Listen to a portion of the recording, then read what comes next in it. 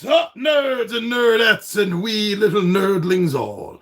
To your buddy Big John and G for Two Gun Picture presents viewer comments and AMA. How we doing? How's everyone going? They keep changing the layout on my damn tablet, and I'm an old man. You can't do that to me. But unlike last month, I did find where everything is again. So here we go, ready to go. And let me tell you, it has been a rough couple of days here in Casa de Big G. From a couple of sick dogs on Thursday and Friday, and myself feeling a little under the weather the last couple of days. So glad everything is back to spec. All right, let's get to some comments and any questions that may pop up. So for my slideshow gaming of Hero Quest, Jungles of Delthrak, Fallen Dominion Studios, great company, great game. If you don't know Fallen Land, go check it out. They said simply, awesome. Thank you. I did think that they had a lot to offer with the new set. They being Hasbro Avalon Hill for the Hero Quest for the Jungles of Delthrak. A lot of nice things in there.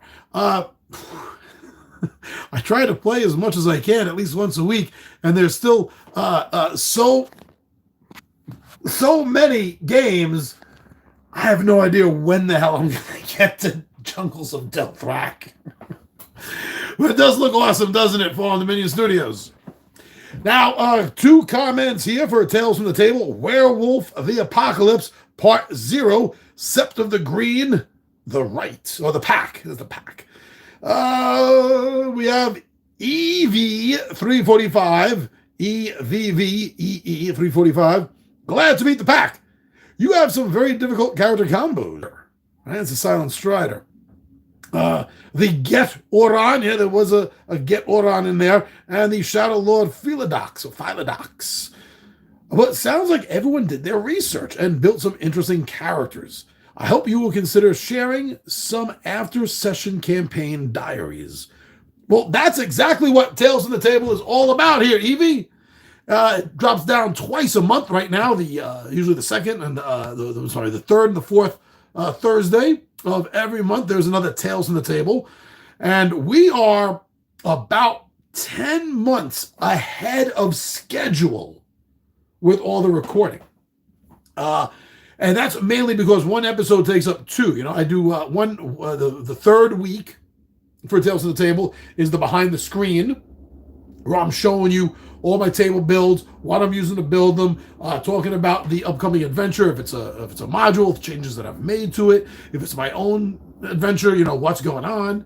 And then the following week is the player's, as you call it, diary. Maybe that's a good idea. Maybe that's why I should start calling it the second episode of the month, right? The player's diary. That's very cool, Evie. Thank you very much for that. But yeah, so keep watching. We have just started for YouTube the Werewolf campaign. Now, the Werewolf campaign is an in-between campaign I do. So the main campaign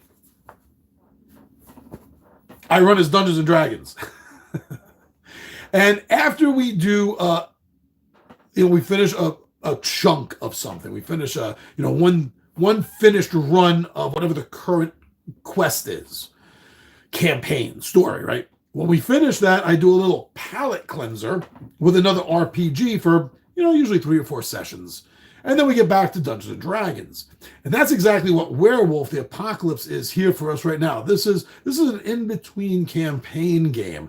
I'm not going to ruin any surprises as to what happens in the game, what's coming up.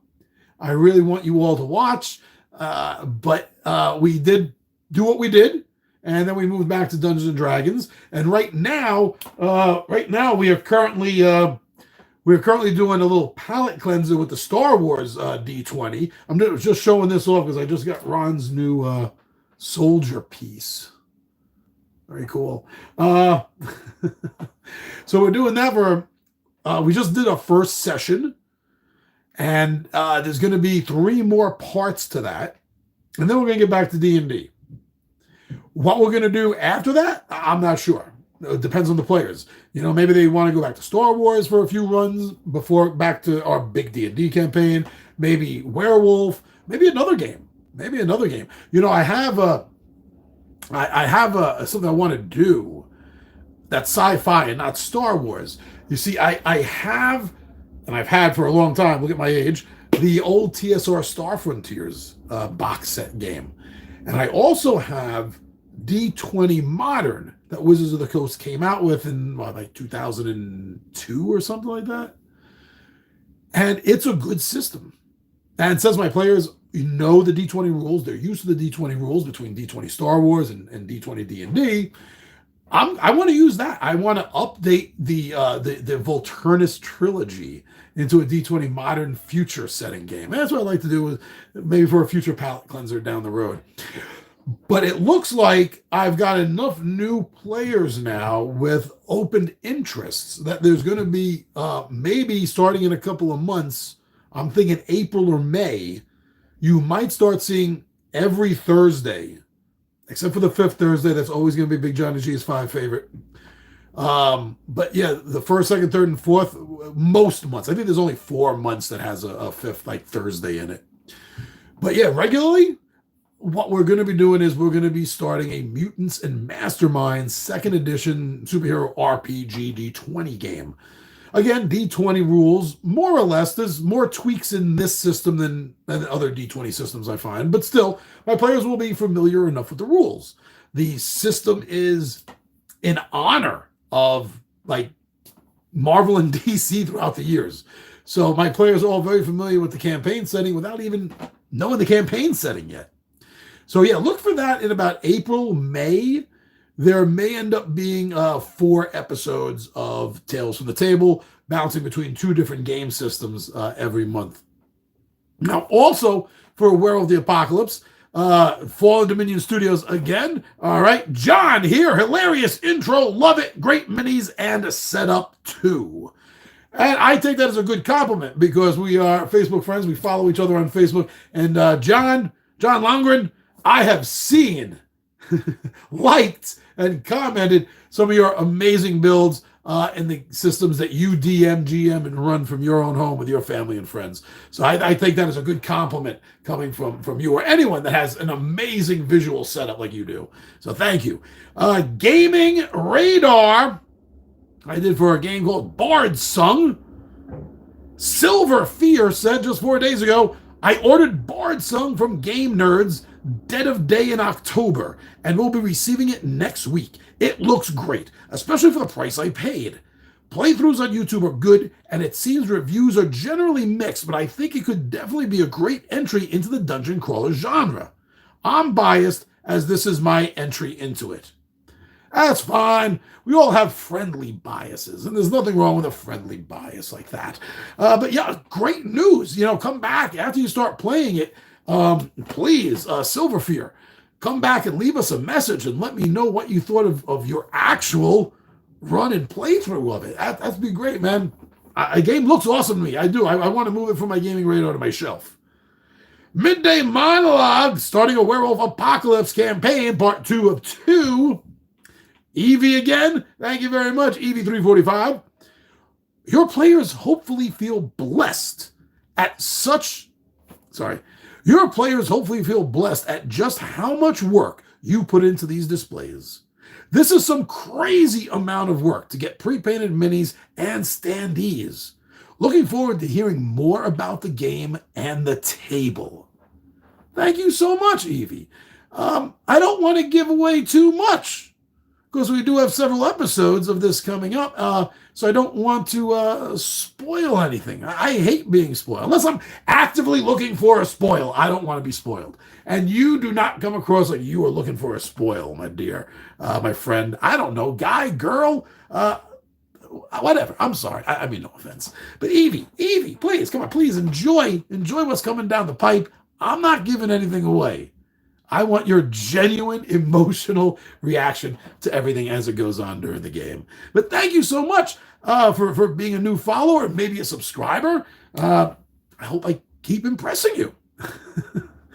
And for part one, the previous midday monologue, part one, EV345 also said, "Greetings, travelers. As I've been playing Werewolf for roughly 7 years, I figured I should chime in with some more recent boot on the ground knowledge in case you are finding yourselves interested in this game in particular. It is very interesting, and your group may really love it." Ooh, this is a read, but I will do you the honor. You did the honor of writing this. I will do the honor of reading it all and sharing it with everybody. When it comes to what edition do I play, second edition revised, which is the third edition, and Werewolf 20th Anniversary Edition, W20 for short, use the same engine and are almost entirely cross-compatible. This will be very helpful should the group want to take a pack totem from a different book. So choose whichever version you like, you'll be fine. Do note that there is a 5th edition, but it really, really hates you if you enjoy anything being discussed in this video. Almost nothing applies in 2nd edition to 5th edition. Now, let me take a break here from the comment by Evie, pardon me, and saying, I know this. I did do some research into 5th edition. Not that I didn't want to spend money on a game I already own. And 2nd edition revised is fantastic. It works. It gets pretty much most of the kinks out from the 1st edition and leaves enough in there that even if you do find some kinks, you as the storyteller should be able to fix it, streamline it. It's beautiful. It really is a good system.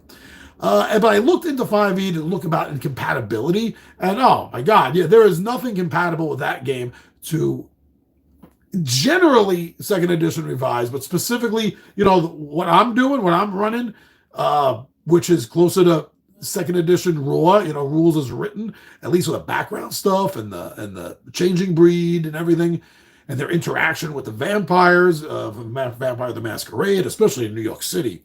Yeah, there's nothing in 5th edition that I wanted to even attempt to port over that I found. Now, as far as the W20 stuff, I did accidentally get a couple of W20 things. I got I can't even think of it right now. I got the W20 on the changing breed, and I didn't like that. I didn't like that at all. Some of the changes that they made, especially in the history between the changing breed and the Garou, I had decided that was not worth it to have. But maybe there's other things in W20 that work better. But I have just about everything Werewolf the Apocalypse 2nd edition, 1st edition things that didn't get translated over. I have enough of the Vampire the Masquerade 2nd edition. And then I have a lot of really cool secondary books that I think never got enough love from World of Darkness fans, such as Gypsy and Demon Hunter X. I mean, these are great, great books that got almost no love whatsoever. Sorcerer, that's another one I really love, is Sorcerer. I actually like Sorcerer better than... I know there's going to be a lot of hate for this in the comment section, but I actually like the Sorcerer source book for World of Darkness better than I like Mage. There, I said it. Okay, getting back here. Evie continues to say, I recommend that you get the Umbra book as the ST. The spirit world is extremely important. It would be like playing a pirate-themed D&D game without a pirate ship or an ocean. It just doesn't make sense. And the core rule book for any edition will not contain enough information for you to really comprehend what is happening. If you have a Theurge player, you should work with them with this book so both of you have a shared understanding of this world. The Theurge can't do its job without the Umbra and the spirits. Okay, let me take a break here again at the end of this paragraph. It's been so long since I filmed the episodes that you're talking about, I can't remember if this has been brought up or not. So Evie and everyone else, let me just tell you right now, I've been playing World of Darkness games since the 90s. Okay? I appreciate that you've played for 7 years and you're sharing your information. That's great. Please continue to do so. But I know what I have to do as a storyteller, and I did that. I did get both the 1st edition and the 2nd edition because I was missing them for my collection. A long story I'm not going to get into, but there's a fire about 12 years ago. But yes, I did get both of the 1st and 2nd edition of the Umbra stuff. And I know what I'm doing. Thank you for the information, and anyone that is not as versed in World of Darkness, Werewolf of the Apocalypse, as I am from the 90s and the original writings of these books, the first editions of them that came out, they do need this information, Evie, that you are writing here. Let me continue what you said. I will personally recommend against Ways of the Wolf. Oh, I disagree with you. For two reasons. First, this was a third WTA book ever published, right after Rite of Passage, actually. That's true. And so gave the game, and so the game you are playing, Second Revised, has a different engine and different assumptions about characters. You might find conflicting information, but yeah, again, see, I don't need this information. You're talking to me like I never played Werewolf before. And maybe I didn't say anything in these early videos, but without you asking how much I already know about this, I'm 55 years old and I've been playing this since the 90s. You've been playing this for 7 years. Everyone else but me needs this information. The second reason this book was poorly researched. Many players, in my experience, who go to this book as a way to play better wolf-brained Garou, but came away thinking that they didn't get that. Well, you see, I not only read that book, but I also watched tons and tons of amount of wolf documentaries. That is what any player should do in this game system that wants to play a Lupus Garou. Anyway, Evie continues. The research on wolves in this book is derived from David L. Mention's first papers, which he himself discredited. Okay, you're going to get into the thesis of this? Yes, he discredited the whole alpha wolf theory. Beautiful. He did. Alpha wolves were really nothing but mom and dad wolves. No more of an alpha than your mom and dad are to you as a human. I get it. It seems like you're really just starting to just throw a lot of hate here.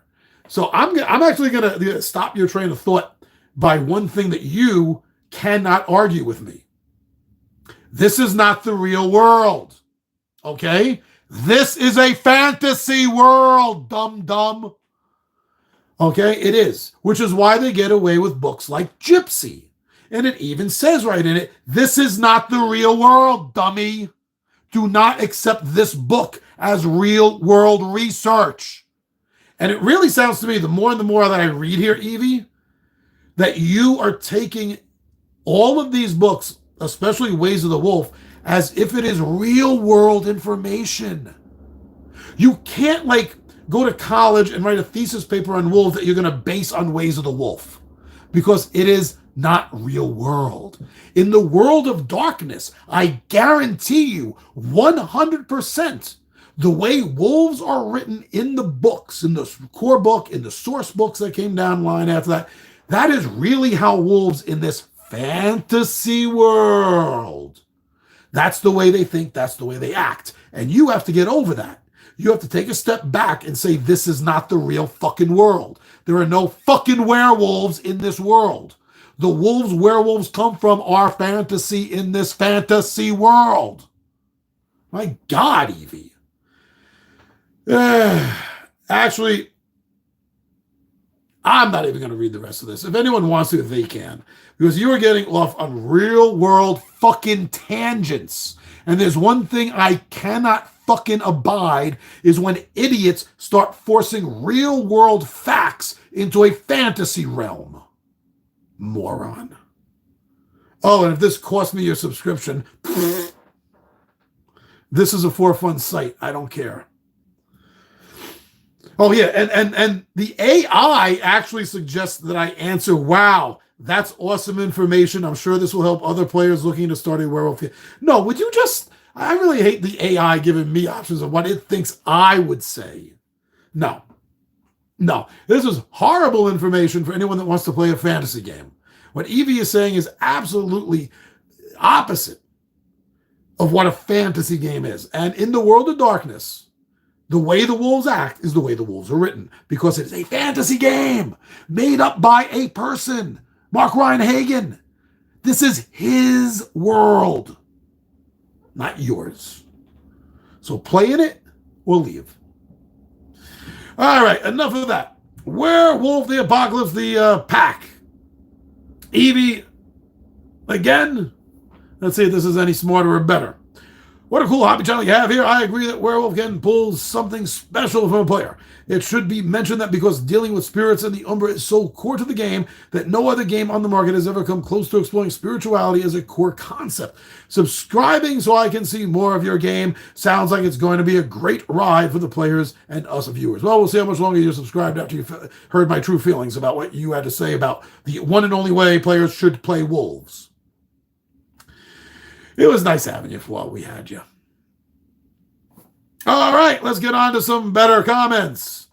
For What's in the Pixies box by Cosmos Starship Chiru Studios. And again, I know I'm mispronouncing it, but we have a history. Says, ooh, this looks like a cool game. Thanks for the unboxing. Foo reminds me of a Pringles cube. It will do absolutely everything in its power to fight not to give you the last chip at the bottom. Foo can be, well, Foo is Foo. Yeah, you're right. Foo does not like to give that blade up at all. This has been going on for years. You figure you get tired of it already. Tabletop Takeout, Tiny Epic Western. This is by our old friend Shogunstein. Please go check out his channel. Shogunstein says, great game, bullet dice. Yeah, the bullet dice are cool. How are yours holding up? Because mine are losing the ink. It's beginning to look like Tom Mulvey dice with the old magenta box set. Tabletop Takeout, D&D Ghosts of Salt Marsh, the board game. This is by Tom Bonzo. Great informative video. I'm a longtime player of this system as well and don't have this expansion. In fact, I thought it was a standalone at first. I didn't even know about it until recently, so thanks for the review. Also, I don't have the physical Tomb of Annihilation, but I have the digital version. I should hunt down the physical because I'm a completionist. From one completionist to another. That's true, that's right. And moving on to Gun Pixie Weekly YouTube Guide. This is something I almost never get a comment on. Very few views even, but I still like making it. It is informative for the week coming up on the channel. And our old friend Shogunstein6475 said, legendary programs for the week. Thank you very much, Shogunstein. Tabletop Takeout, Judge Dredd Block War, Starship Chiru Studios 7097 again says, thank you for another great video. This game will be fun to try. I hope you get it and try it. It is an amazingly fast, fun, and somewhat strategic game for something that plays so quick. Judge Dredd Block War by Korean, was it Korean a Fish company is called? It is so worth it. They had planned at least an expansion, if not more. I guess the game didn't do well enough for them to put the money into it, which is really sad. This game needs more attention. You're looking for a fast-paced two-player game? Like, this is a great lunchtime game. You know, if you got a buddy at work that likes to play games too, this is a game you can play it in like 10 minutes. You could have time to have lunch, eat it, and still go to the bathroom and get back to your job in time. What's in the Pixies box? Gamelin Games. Shogunstein said so much in the box. And then for Chronicles of Catan, Gaming Radar, Fate Forge Chronicles of Khan, Shogunstein said Fantasy Island Con? Not quite, not quite. Tales from the Table, Speaker in the Dreams, Part 7, DM's Epilogue. Next Realm AI said, I'm the damn DM and can do what I want. LOL, darn right. And I said it, and I stand by it. I'm the DM, and I'll damn well do what I want. I am so glad that Next Realm AI agrees. Am I complimenting an AI? Or a person that's just using that? Do we really even know these days? Hey, if the AI noticed me, oh, that's awesome. If not, I don't care. Tales from the Table, Speaker of the Dreams, Part 4, The Lost Tomb of Macabre. Now, this was a side adventure I had to write for myself because we had a problem when our fighter, Ron's character, contracted lycanthropy by the attack of a were-rat. And it was over 24 hours before we could even think about getting any wolfsbane to him. So instead, we did a side quest where we had to get the helm of opposite alignment. I think in the game I called it helm of opposite morals or something like that. So instead of being a lawful evil character now, he is a chaotic good character. That was a hell of an adventure. And Raymond Lambert, 8235, says, this is an impressive setup. I live in an adjacent neighborhood of Washington Heights. Would love to meet one day. I also DM and can give your DM a chance to be a player of if needed. Thank you very much, Raymond. I think you contacted me on Facebook, didn't you? I answered you back, but didn't get an answer. I think you sent me your number, but I answered you through Facebook instead.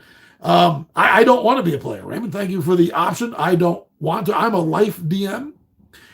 The few times I have played under other DMs, I've not felt comfortable, and I'm not going to bother wasting time doing that anymore. I am far more comfortable being a DM.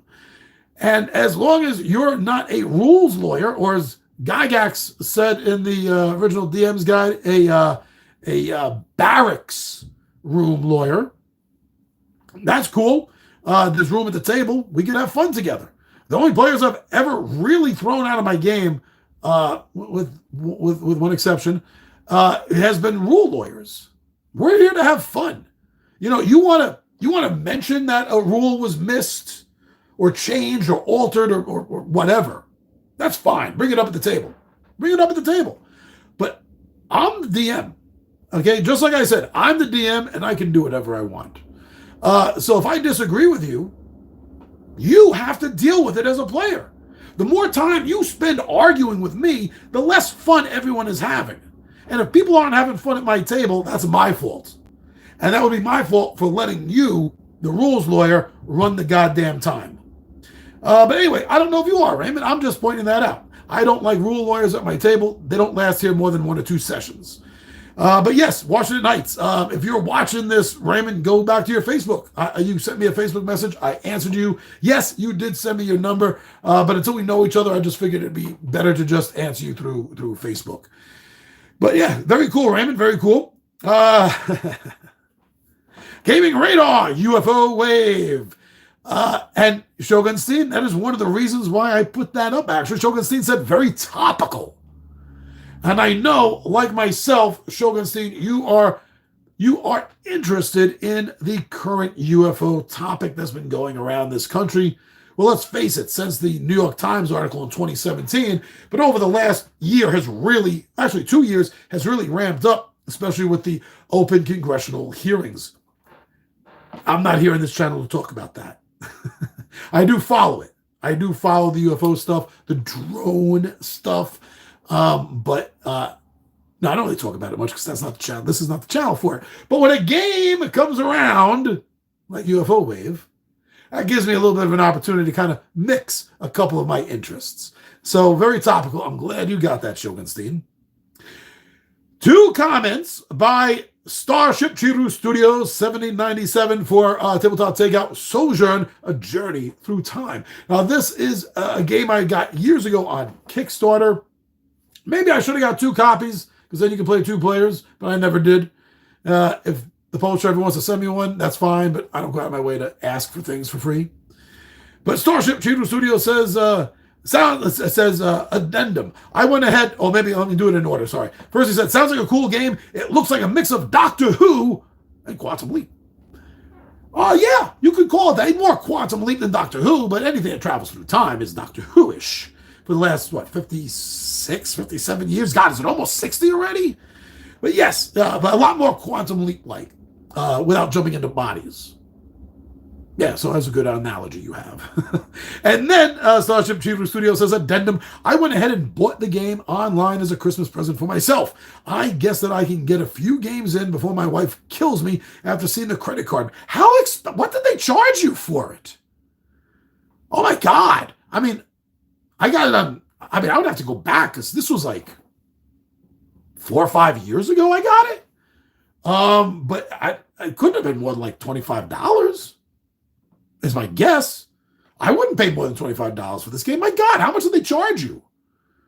Oh, man, you damn well better like the game now. If you don't, I'm sorry, we have a disagreement in opinions. Midday Monologue, Winter Catalog, 2425. We got 2 comments from Shogunstein. I like the viewer comments. Oh, you do. Thank you very much, Shogunstein, because you always get a shout out in it, right? You deserve it. And then Legendary Monologue. Well, I try my best. I like monologuing. I like talking. I can talk all damn day. My wife knows that. My friends know that. So oh, wow. Wow, this video is old. I mean, this was like first generation two-gun Pixie. I mean, I was using a completely different style of thumbnail back then. But yeah, so how to play this. I wasn't even putting dates on things. I was putting episode numbers. How to play number 27, Zombie Doctor by Gimme Games. Zombie Doctor, I believe that was sent to me. We're going back so far. I believe that was sent to me to do videos for, make kind of review and how to play and stuff for. And I still have it. I haven't played it in a while. I still have it. But anyway, Verse Vision MK, Verse Vision with 2 S's, says, thanks, I was thinking to buy this from Amazon. Well, it shouldn't be a very expensive game. I don't know how much they can be charging for it nowadays. I don't think I'd pay more than $15 for it. But it was fun. For what it is, it's a fun little game, especially if you got kids, nieces, nephews, your own kids. I think they would like it a little bit more than adults. Unless you're playing it, as like a family game, they're also with the kids. It's fun. It'll take up a few minutes for you. It's a good filler game. Fast, fun little Halloween-y kind of game. Pixie Playthrough, Ghostbusters, the board game, translated to English. It's funny, when I hit it to untranslated, it still says the same exact thing. Nice, bye, and then the anti-symbol, a ghost, and a thumbs up. And that is by Serotonin Reuptake. No numbers. Serotonin Reuptake. Translated by Google. Nice by No Ghost. Thumbs up. Yeah, so that was a while ago. Wow. I can't remember. It was like 2 years ago, that video? 3 years ago? It's nice to see older videos getting play. I'm glad you enjoyed it. This is a For Fun channel. Gaming Radar, King of Tokyo Duel. Huge fan of King of Tokyo, says the Shogunstein 6475. Not sure this edition was wanted or needed. I can see why you say that. I can say that about a lot of add-ons, expansions, standalones to games. But as far as just a 2-player head-to-head game goes, I wouldn't say that it was unwanted or unneeded. It might not end up being popular. maybe that's the same thing. But no, I wouldn't go so far as to saying that. It has its niche. It has its fans. I wouldn't mind trying to get it as a head-to-head game. And if Ayala is seeing this, get in touch with me. You can send me one. For the Lost Expedition Slideshow Gaming, again, I don't get a lot of comments on Slideshow Gaming. So Chiru Studios, thank you. Starship Chiru Studios. Let me try to say it correctly for once. Starship Chiro Studio 7097. I still feel like I said that wrong. This looks like a fun game to scratch the Indiana Jones itch. Definitely loving the artwork. It is. But it's a tough game. I love this game. It is a pure resource game.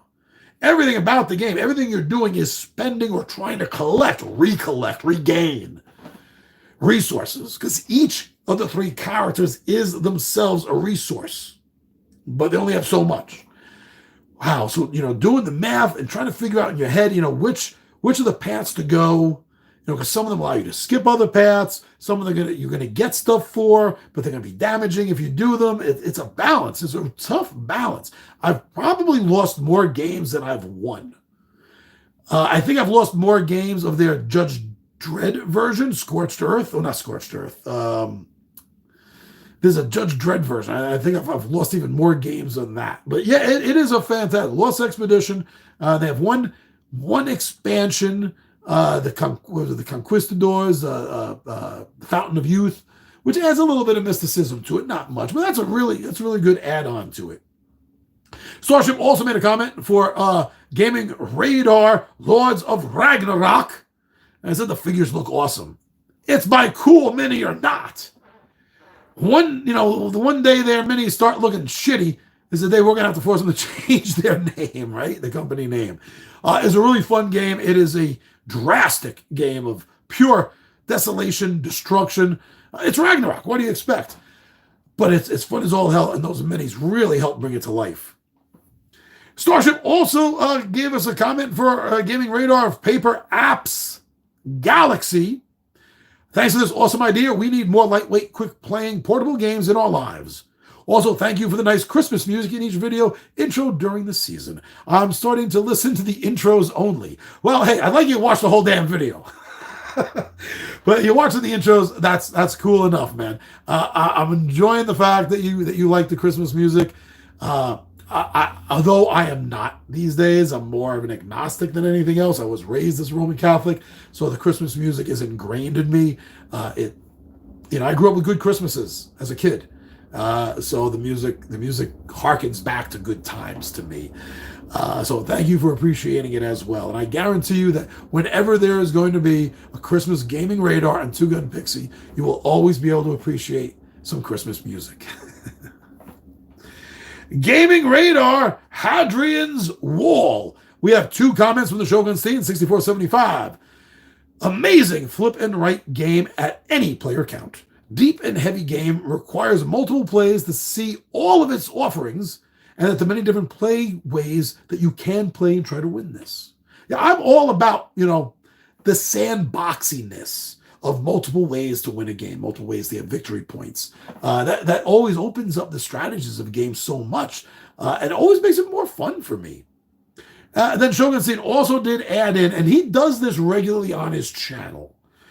He does regular videos on colorblind perspective. I myself have some green-blue issues, so I appreciate things like this. So that's another reason why I do like his channel. And he had to say, terrible for colorblind players. The sheets are difficult to see and the blues and purples look the same. A shame that such a great game did not make accommodations for colorblind players. That is horrible. Yeah, that is. I guess it's easy. And I'm not defending them. I'm just trying to understand. There's a difference there, right? I think, when you're not colorblind, it's not something that you think of. If you're not colorblind and none of your friends or family are really colorblind, it's not a subject that comes up in your life. Unfortunately, they're not going to think of this, Shogun Stein, which is why I'm glad you do your videos. Also for Gaming Radar, Fate of Roanoke is the title of the game. He says, I almost bought this one. I think you need more information there, Shogun Stein. What caused you at the last minute to not buy this game? Because I want this for my shelf. I don't want this just for my radar. I want this on my shelf. What was it that turned you off at the last minute so much? We need more information here, buddy. Also for Castle Break, he said this looks interesting. It does, which is why I did a video on it. Go check it out. Now, for Funko Games unboxing, what's in the Pixies box? Funko Games, you said the rules are too clunky for the game's own good. It should be easier to play than it is. Now, which of the Funko was this? Was this Avengers?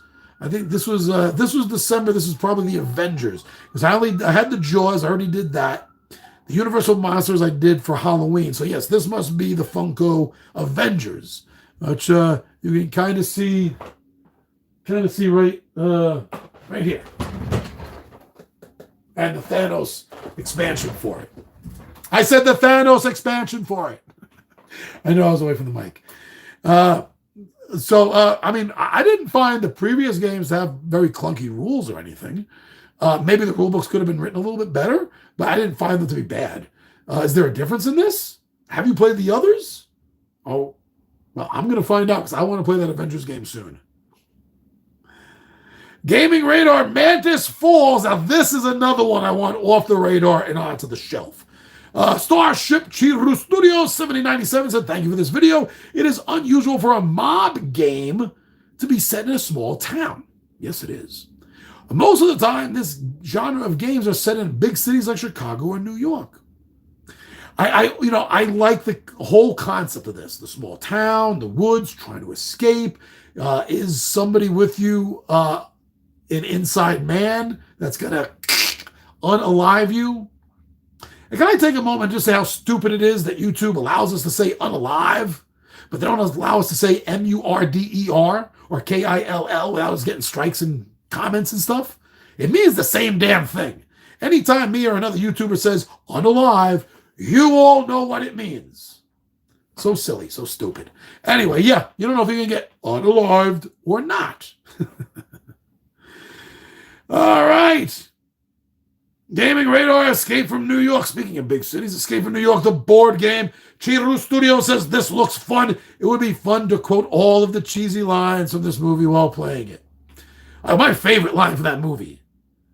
Wow, we play by Bangkok rules. I'm going to throw this can up in the air. And when it hits the ground, we draw and fire. He throws it up in the air. Spoiler if you don't know the movie. Throws it up in the air. Snake Plissken. Throws it up in the air, and the two guards are watching it. And while their eyes are up watching it, he just shoots the shit out of them. Yeah, love that movie. Great movie. Escape from California sucked shit off a stick in September, didn't it? My God. That was just, it was like, he didn't even try. He just like, he barely rewrote New York and just changed it to LA. Although I did like the ending of it. Go watch it yourself. But yeah, this is, I mean, I got Big Trouble in Little China. Okay. I got The Thing.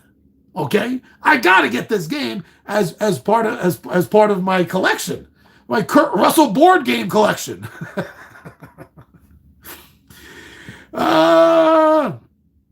Also, Shogunstein said that as far as also the New York game, I picked this up on Amazon in their rubbish bin. Played it solo. It was not bad. Ooh, good to know. I mean, I enjoy giving the companies that, the props and the money, for the games. They deserve it. But let's face it. If you can find a good game in a bargain bin, you better go grab it. And now we are come to the end, my friends. Come to the end. As we are going back to 2GP viewer comments. Wow, that was also December because I forgot. Because I wasn't able to do last month because I couldn't figure out the new system. So we just did December and January here, going all the way back to Slithar saying Happy Thanksgiving, all the way back to the viewer comments at 11:30. Wow, we did a lot here, and I think I missed at least one. Jerry, are you still with us, Jerry? Jerry Shanahan Monday. How you doing? You ever played Car Wars by Steven Jackson games? I hope you're still here. It's been a while since you left that comment. I'm sorry, I just got so much into the reading there. Yes, I actually still have it right over here. If you want to, I got it right there. Woo, things are falling all over the place here. Yeah, I got it. I played it. There is a new edition of it that came out last year. I contemplated maybe getting it, but I don't know.